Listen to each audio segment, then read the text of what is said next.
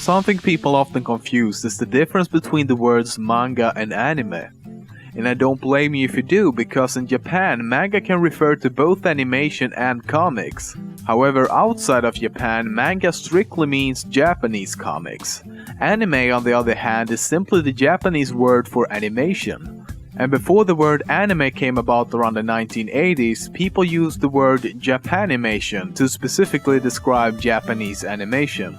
But to make it simple, anime means animation and manga means comics. One thing that makes manga and anime so iconic and recognizable is often the large and exaggerated eyes. You thought I would say boobs, didn't you? Well, we get to that in a moment. But the large eyes on many manga and anime characters can actually be credited to one man. His name is Osamu Tezuka and is often considered the godfather of anime, as he was basically the Japanese version of Walt Disney. And that is actually what inspired Tezuka. He was inspired by Disney cartoons where many of the characters such as Mickey Mouse and Bambi featured large eyes. Another iconic design for manga and anime characters is the hair and usually extreme hair colors.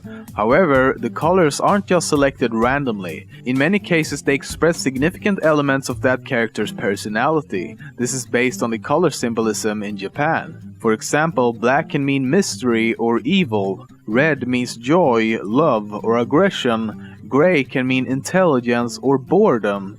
Every color has its own set of meanings, however, not every anime and manga use it.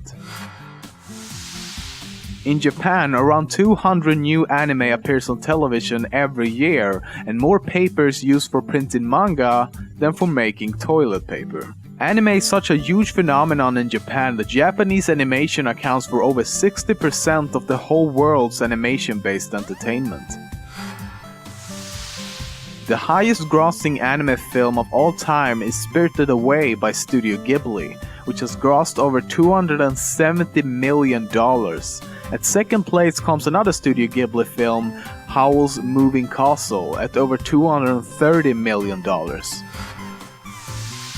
The longest running anime series as well as the longest running animated series worldwide is a show called Sasei-san. It began airing in Japan in 1969 and currently has over 2,255 individual episodes. It could also be said to have over 6,000 episodes depending on what counting system you use. The most amazing thing about this series though is that it's still in production after all these years. Compared to the Western world where animation and comics are mostly seen as something only enjoyed by and targeted towards children, anime is quite the opposite. Even though there are a lot of stuff targeted just for children, there's just as much anime and manga targeted towards teens and adults, which is not afraid of showing death, gore, sex and other controversial themes that's usually otherwise only seen in live action movies and series. Anime and manga even have specific categories to specify who the target audience is. Anime is a Japanese word, and since they don't use plurals in Japan, the plural of anime is anime and not animes. Because anime and manga originates from Japan, it has a lot of genres, definitions and words not often used elsewhere. Here are some examples. Moe. While it does not have a concrete definition, generally it's used to describe that a female character or even a whole show or comic is striving to be very cute to invoke a feeling of sympathy and endearment within the viewer. Fan service. Sexual elements specifically included to please the audience that are usually unnecessary to plot development. ONA. Anime intended to be distributed via the internet through streaming or download. OVA. Anime intended to be distributed on VHS tapes or DVDs and not to be shown in cinema or on TV. Mecha. Giant fucking robots.